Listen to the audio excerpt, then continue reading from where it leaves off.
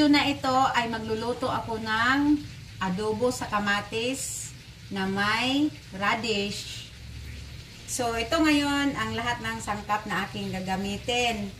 Ito yung baboy, tapos radish, kamatis. Kailangan medyo marami yung kamatis. Bawang, sibuyas, pamintang buo, toyo, suka, asin, tsaka laurel. Tsaka itong toyo, hindi siya marami. 2 kutsara lang ang ilalagay ko. Ngayon guys, mag-start na ako magluto.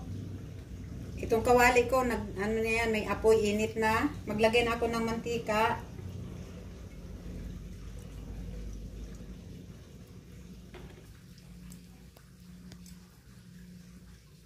Ilagay ko na yung karne isa-isa.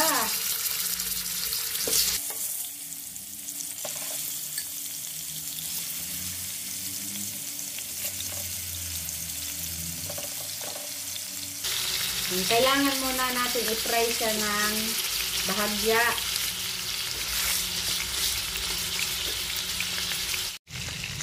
Ngayon, baliktarin ko na. Tingnan natin kung na-brown na ang karne. Ayun, hindi na. Baliktarin natin.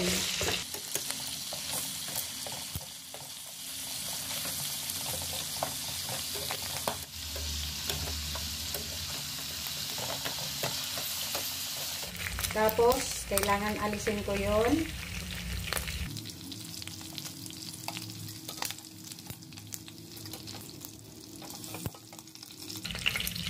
Tapos, dito sa kawali na to, babawasan ko lang yung mantika.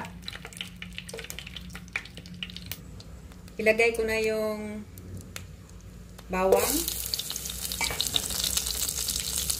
sibuyas,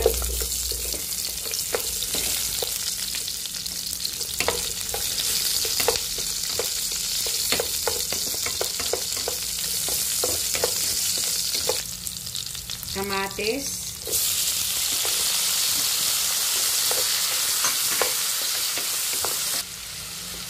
ilagay ko na yung karne.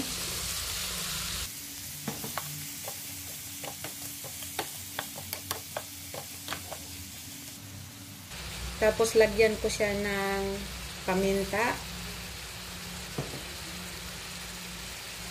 Tapos yung toyo.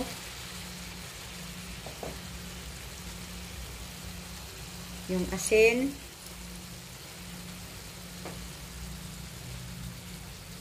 Tsaka laurel.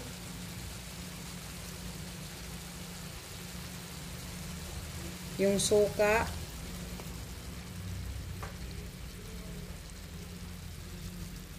Lagyan ko na siya ng tubig.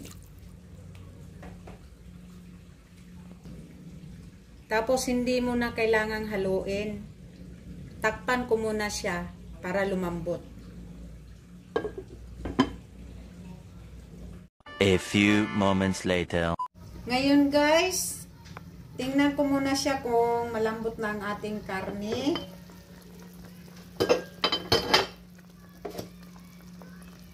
Oh, 'di ba? Malambot na. So, kailangan ko nang ilagay yung radish.